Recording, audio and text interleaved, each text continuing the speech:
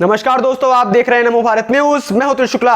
दोस्तों, प्रधानमंत्री मोदी ने सत्ता में आने से पहले एक ऐलान किया था कि जब वो सत्ता में आएंगे तब वो इस देश का काला धन वापस लेकर आएंगे, जो काला धन देश की विपक्षी सरकारों के चलते विदेश के बैंकों में पड़ा हुआ है। उसके बाद प्रधानमंत्री मोदी जब सत्ता में आ गए तो उसके बाद लगातार विपक्ष इस बात पर तंज कसने लगा कि अरे मोदी तो काला धन नहीं लाए, मोदी तो कह रहे थे काला धन वापस लाएंगे।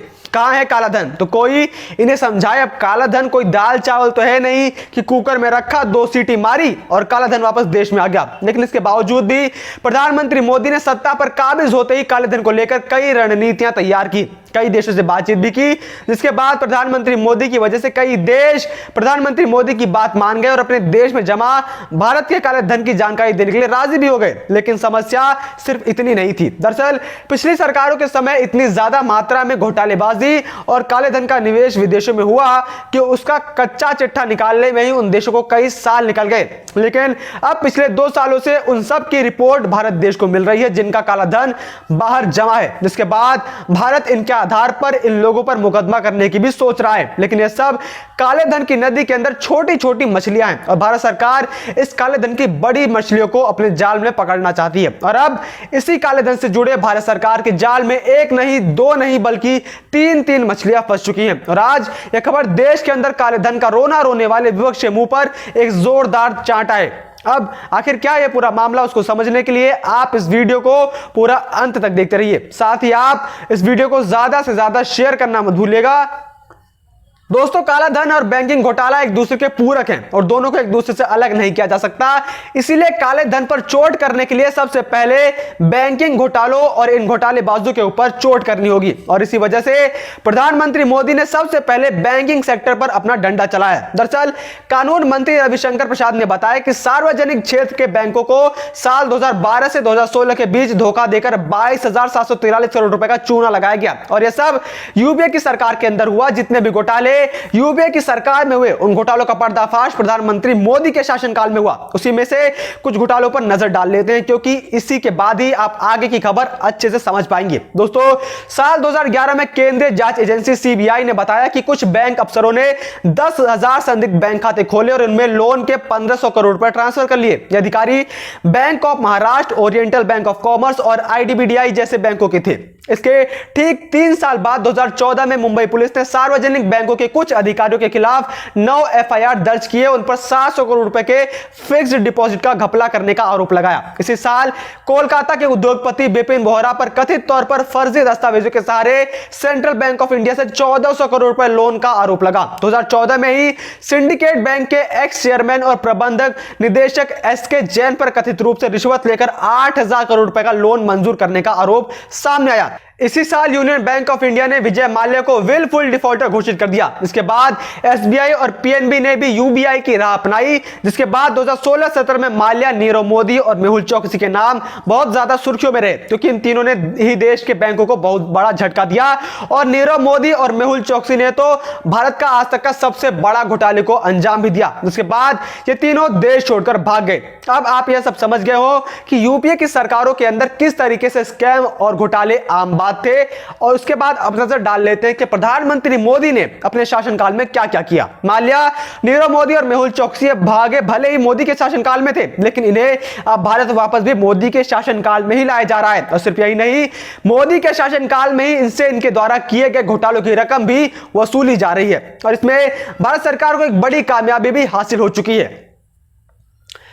बैंकिंग घोटालों के खिलाफ पिछले कुछ वर्षों से जारी एक्शन का असर अब दिखने लगा है। देश के 3 सबसे बड़े भगोड़ों विजय माल्या, नीरव मोदी और मेहुल चोकसी के मामले में सरकारी बैंकों की बड़ी मुश्किल आसान हुई है। प्रवर्तन निदेशालय ईडी ने सरकारी बैंकों को इन तीनों भगोड़ों से जब्त की गई 9,371 करोड़ रुपए की संपत्ति को सरकारी बैंकों को ट्रांसफर कर दिया है। सरकारी बैंक अब इन संपत्तियों की नीलामी करके अपना पैसा वसूल कर सकते हैं। इस मामले में सीबीआई ने कई एफआईआर दर्ज किए हैं। इसके बाद ईडी ने भी इन आरोपितों के देश और विदेशों में लेन देन के पूरे जाल का पर्दाफाश किया। जांच में यह भी पता चला कि ये तीनों आरोपी डमी कंपनियां, ट्रस्ट, थर्ड पार्टी और रिश्तेदारों के बीच सरकारी बैंकों के पैसों को एक कंपनी से दूसरी कंपनी में घुमाते रहते थे। ईडी ने अपनी जांच के दौरान 18,170 करोड़ रुपए की प्रॉपर्टी जब्त की, जिसमें 959 करोड़ की संपत्ति विदेशों में है। अब 25 जून को शेयरों की बिक्री करके 800 करोड़ रुपए और मिलने की उम्मीद है। सरकारी बैंक पहले ही शेयरों को बेचकर 1,357 करोड़ रुपए वसूल कर चुके हैं। इस तरीके से बैंकों को पीएमएलए के नियमों के तहत ईडी की ओर से जब्त या सीज की गई संपत्ति के एक हिस्से की बिक्री के जरिए कुल 9,041 करोड़ रुपए की वसूली हुई है।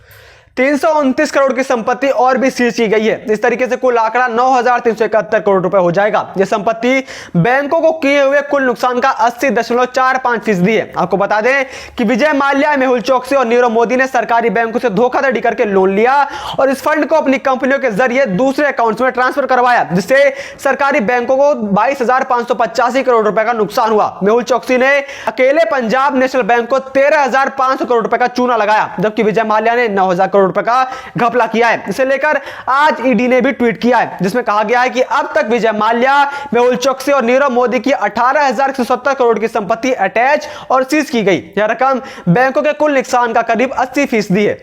पीएमएलए के तहत जब्त की गई इन संपत्तियों का एक हिस्सा सरकारी बैंकों और केंद्र सरकार को भी ट्रांसफर किया गया है, जो कि 9,371 करोड़ रुपए है। ईडी ने कहा कि माल्या को उधार देने वाले गठजोड़ की ओर से डेब्ट रिकवरी ट्रिब्यूनल ने बुधवार को यूनाइटेड ब्रेवरीज लिमिटेड के 5,800 करोड़ रुपए से अधिक के शेयर बेचे गए, जिन्हें एजेंसी ने पीएमएलए प्रावधानों के तहत जब्त किया था। ईडी ने यह कुर्की 65 वर्षीय माल्या के खिलाफ अपनी आपराधिक जांच के हिस्से के रूप में की। माल्या इस समय ब्रिटेन में है। बता दें, अब बंद हो चुकी किंगफिशर एयरलाइंस के मालिक विजय माल्या ब्रिटेन से भारत प्रत्यर्पण के लिए वहां अदालती मामलों का सामना कर रहा है और जमानत पर फिलहाल बाहर है। साल 2019 में ब्रिटेन के तत्कालीन गृह सचिव ने उसके प्रत्यर्पण को मंजूरी भी दे दी थी। जब ईडी और सीबीआई मामले की जांच कर रहे थे, तभी माल्या 2 मार्च 2016 को देश छोड़कर चला गया था, जिसके बाद बैंकों ने आरोपियों के खिलाफ डीआरटी का रुख किया। जनवरी 2019 में माल्या को भगौड़ा आर्थिक अपराधी घोषित किया गया था।